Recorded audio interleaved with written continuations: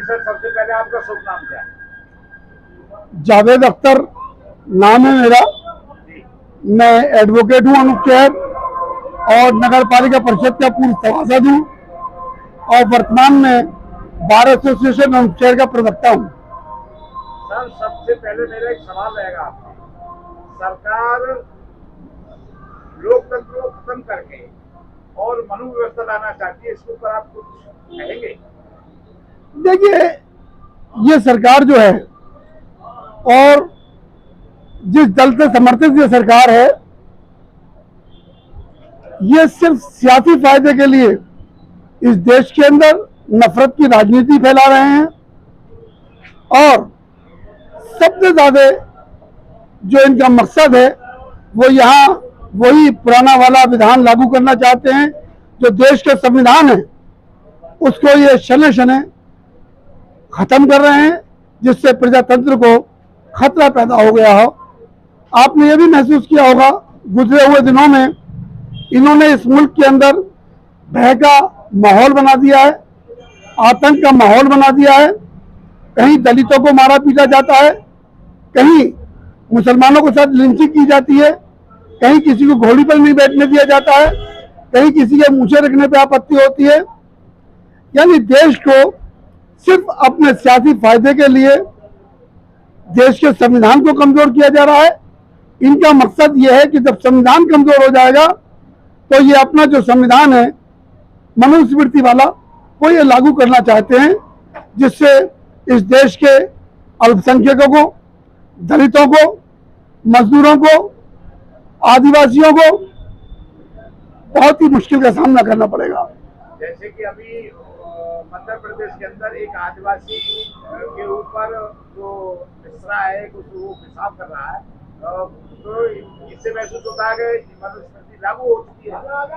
देखिए, अभी लागू तो नहीं हुई है, लेकिन ये माहौल बनाया जा रहा है और जो आदिवासी महिला के साथ जो घटना घटित हुई है, आदिवासी पुरुष के साथ जो घटना घटित हुई है, वो ये दर्शाती है कि अभी भी जो पुरानी मानसिकता है वो बदली नहीं है।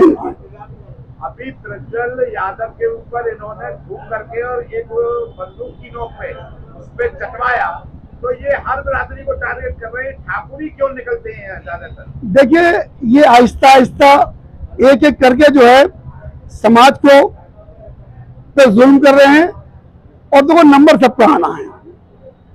इस सरकार का ये सुनियोजित तरीके से हर एक वर्ग के आदमी को, हर एक जाति के आदमी को, जो पिछड़ी जाति का है, दलित जाति का है, अल्पसंख्यक है, एक एक करके सबको टारगेट कर रहे हैं और सबके ऊपर ये जुल्म कर रहे हैं। और अगर हम एक दूसरे के जुल्म को आपस में देखते रहेंगे तो सभी जुल्म के भागीदार होंगे। देखो, राहत उनका एक शेर है, बहुत अच्छी गजल का शेर है, मुझे कुछ कुछ याद है।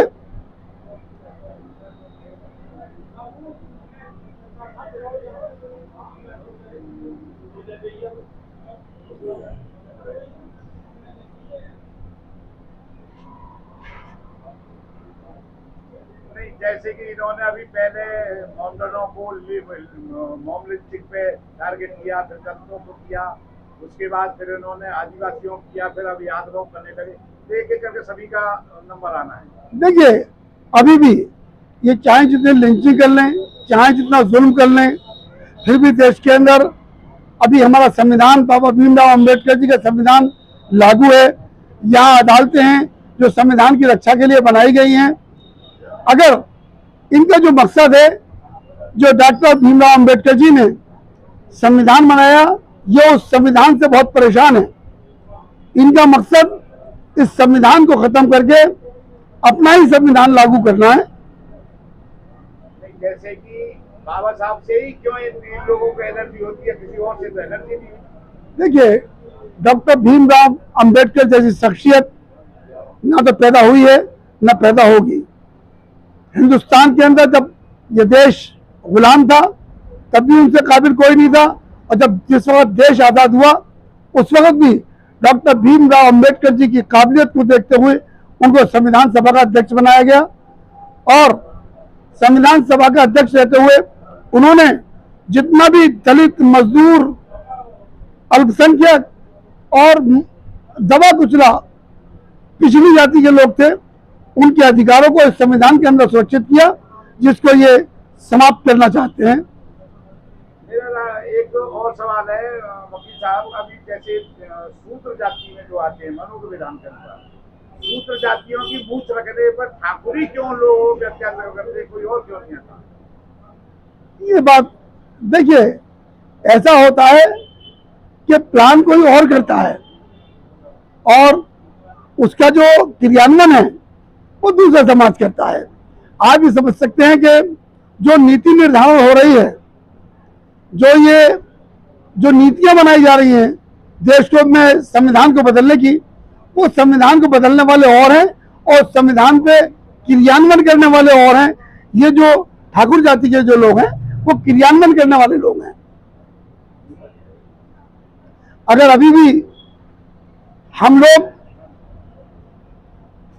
अपने अधिकारों के प्रति जागरूक नहीं हुए और ये अगर सफल हो गए संविधान को बदलने में, तो वो दिन दूर नहीं है जब ये हमारा देश बहुत कमजोर हो जाएगा।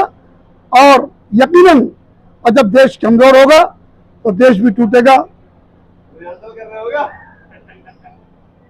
अभी जो पिछले पीरियड में ये जो विदेश जब जाते हैं तो बुद्ध की बात करते हैं और यहाँ आते हैं तो युद्ध की बात करते हैं, ऐसी दोगलापन क्यों करते हैं?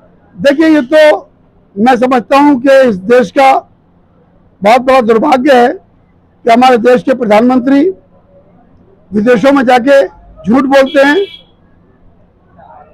और ये इनकी सियासत है कि यहाँ बुद्ध का विरोध करते हैं और विदेशों में बुद्ध की जय जयकार करते हैं। इसी तरह से आप देखिए, अभी अमेरिका गए, अमेरिका में आपने भाषण दिया कि हिंदुस्तान के अंदर हर हफ्ते एक यूनिवर्सिटी का निर्माण होता है। कहीं आपने देखी है यूनिवर्सिटी का निर्माण होते हुए? आप गौ हत्या पर आप गौ माता कहते हैं, लेकिन जब से सरकार आई है आप देखेंगे कि बीफ एक्सपोर्ट में हिंदुस्तान पूरे विश्व के अंदर नंबर 1 हो चुका है। इस बात को मोदी जी भी कर चुके हैं अपने मुख से। मोदी जी ने अपने स्टेटमेंट में खुद कहा कि हमें पिंक रिवॉल्यूशन लाना है। और देखिए, देश की जनता को शायद नजर नहीं आ रहा हो, 70 सालों के अंदर इस देश पे 55 लाख करोड़ का कर्ज था और इस 9 साल के अंदर इन्होंने उस कर्ज को 55 लाख से बढ़ाकर 1,55,00,000 करोड़ कर दिया है। तो देश की इकोनॉमी तो बढ़ नहीं रही, कर्जा हो रहा है। देखिए, इनको सियासत से मतलब है, इनको सत्ता से मतलब है। चाहे देश का कितना भी नुकसान हो जाए, लेकिन इनको सत्ता चाहिए। इसीलिए देश के अंदर ये नफरत की राजनीति फैला रहे हैं, भाई को भाई से लड़ा रहे हैं, पिछले को दलित से लड़ा रहे हैं, दलित को अल्पसंख्यक से लड़ा रहे हैं। इस तरह से इन्होंने नफरत की राजनीति फैलाकर देश को कमजोर करने का काम कर रहे हैं।